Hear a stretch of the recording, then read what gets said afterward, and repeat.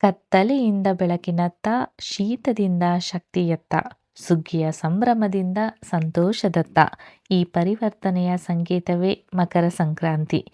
ನಮಸ್ಕಾರ ಸ್ನೇಹಿತರೆ, ಹೃದಯ ಕನ್ನಡ ವ್ಲಾಗ್ಸ್ಗೆ ಸ್ವಾಗತ.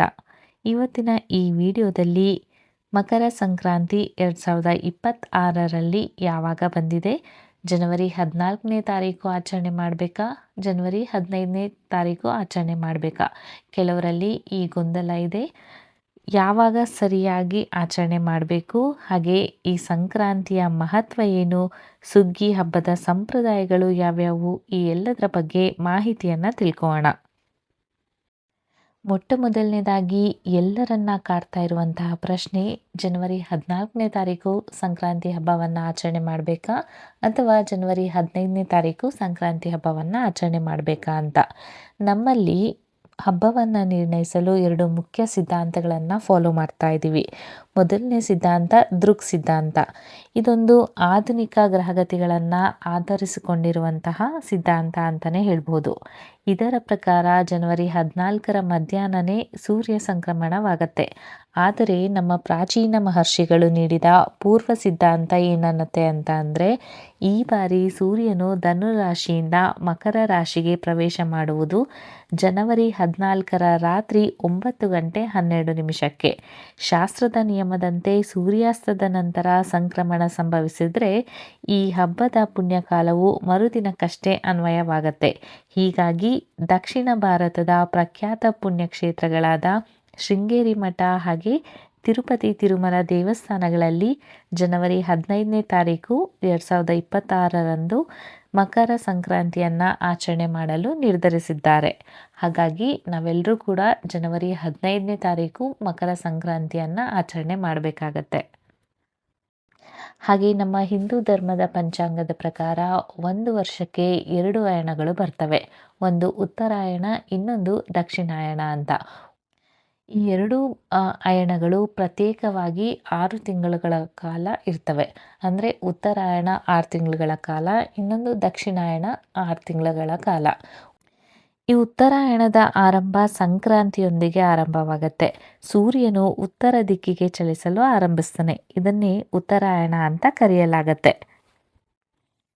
ಪಂಚಾಂಗದ ಪ್ರಕಾರ ಸೂರ್ಯನು ಮಕರ ರಾಶಿಗೆ ಪ್ರವೇಶಿಸುವ ಸಮಯ ಬಂದು ಜನವರಿ 14ನೇ ತಾರೀಕು ಮಧ್ಯಾಹ್ನ 3:13 ಸಂಜೆ 5:45 ಈ ಸಮಯದಲ್ಲಿ ಈ ಒಂದು ಶುಭ ಮುಹೂರ್ತ ಅಂತ ಹೇಳಲಾಗತ್ತೆ.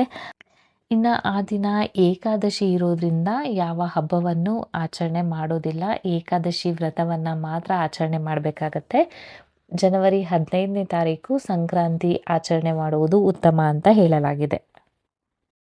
ಇನ್ನು ಜನವರಿ 15ನೇ ತಾರೀಕು ಸೂರ್ಯೋದಯದ ಸಮಯ ಬೆಳಗ್ಗೆ 6:45 ಅಂತ ಹೇಳ್ತಾರೆ.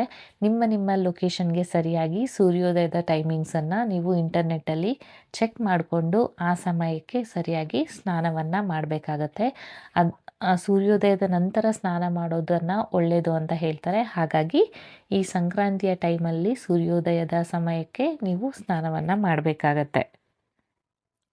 ಇನ್ನು ಈ ಉತ್ತರಾಯಣ ಕಾಲ ಏನಿದೆಯಲ್ಲ, ಈ ಕಾಲದಲ್ಲಿ ದೇವತೆಗಳು ಎಚ್ಚರಗೊಂಡಿರ್ತಾರೆ ಅಂತ ಹೇಳಲಾಗತ್ತೆ.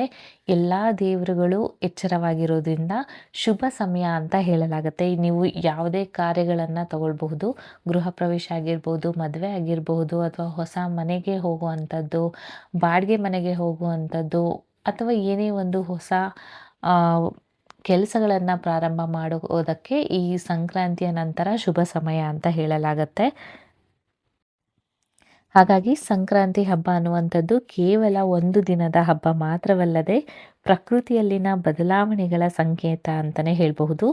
ಮಾನವನ ಜೀವನದಲ್ಲಿನ ಒಂದು ಹೊಸ ಆರಂಭದ ಸೂಚನೆ ಆಗಿರುತ್ತೆ. ಇದೊಂದು ಸುಗ್ಗಿಯ ಹಬ್ಬ ಅಂತ ಕರೆಯಲಾಗತ್ತೆ. ಈ ಸುಗ್ಗಿಯ ಹಬ್ಬ ಏನು ಅಂತಂದರೆ ರೈತರ ಸಂತೋಷ.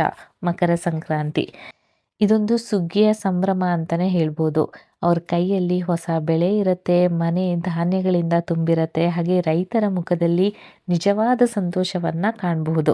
ಅದಕ್ಕಾಗಿಯೇ ಈ ಹಬ್ಬವು ಸಂಪತ್ತು, ಸಮೃದ್ಧಿ ಮತ್ತು ಸಂತೋಷವನ್ನು ತರುವ ಹಬ್ಬ ಅಂತಲೇ ಹೇಳ್ಬೋದು. ಇನ್ನು ದೇಶದಾದ್ಯಂತ ವಿಭಿನ್ನವಾಗಿ ಸಂಕ್ರಾಂತಿಯನ್ನು ಆಚರಣೆ ಮಾಡಲಾಗುತ್ತೆ. ಹಾಗೆ ಈ ಆಚರಣೆಗಳನ್ನು ವಿಭಿನ್ನ ಹೆಸರುಗಳಿಂದ ಮತ್ತು ಸಂಪ್ರದಾಯಗಳೊಂದಿಗೆ ಆಚರಣೆ ಮಾಡಲಾಗತ್ತೆ.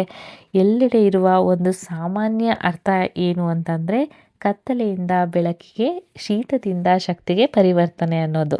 ಇನ್ನು ನಮ್ಮ ಕರ್ನಾಟಕದ ಸಂಕ್ರಾಂತಿಯ ಸಂಪ್ರದಾಯ ಹೇಗೆ ಅಂತಂದರೆ, ಈ ಸಂಕ್ರಾಂತಿ ಹಬ್ಬವನ್ನು 3 ದಿನಗಳ ಕಾಲ ಭವ್ಯವಾಗಿ ಆಚರಣೆ ಮಾಡ್ತೀವಿ.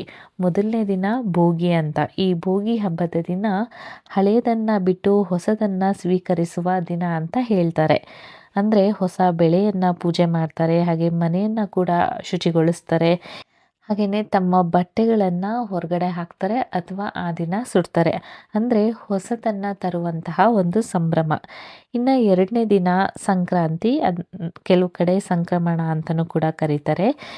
ಹಾಗೆಯೇ ಈ ದಿನ ಎಳ್ಳು ಬೆಲ್ಲ ವಿನಿಮಯ ಅಂತಲೇ ಹೇಳಬಹುದು. ಎಳ್ಳನ್ನು ಹಂಚುವಾಗ ಎಳ್ಳು ಬೆಲ್ಲ ತಿನ್ನಿ, ಒಳ್ಳೆಯ ಮಾತನಾಡಿ ಅನ್ನುವ ಒಂದು ಸಂದೇಶದಿಂದ ಎಲ್ಲರಿಗೂ ಎಳ್ಳು ಬೆಲ್ಲವನ್ನು ಹಂಚ್ತಾರೆ. ಇನ್ನು ಆ ದಿನ ರಂಗೋಲಿಯಿಂದ ತಮ್ಮ ಮನೆಗಳನ್ನು ಕಂಗೊಳಿಸ್ತಾರೆ, ಸಿಹಿ ತಿಂಡಿಗಳನ್ನು ಮಾಡಿ ಹಂಚ್ತಾರೆ. ಹಾಗೆ ಆಕಾಶದಲ್ಲಿ ಹಾರುವ ವರ್ಣರಂಜಿತ ಗಾಳಿಪಟಗಳನ್ನು ನಾವು ಆ ದಿನ ಕಾಣಬಹುದು. ಇನ್ನು 3ನೇ ದಿನ ಕನುಮ ಅಥವಾ ಕರಿ ಅಂತ ಹೇಳ್ತಾರೆ. ಈ ದಿನ ತಾವು ಸಾಕಿರುವಂತಹ ಜಾನುವಾರುಗಳ ಪೂಜೆಯನ್ನು ಮಾಡ್ತಾರೆ.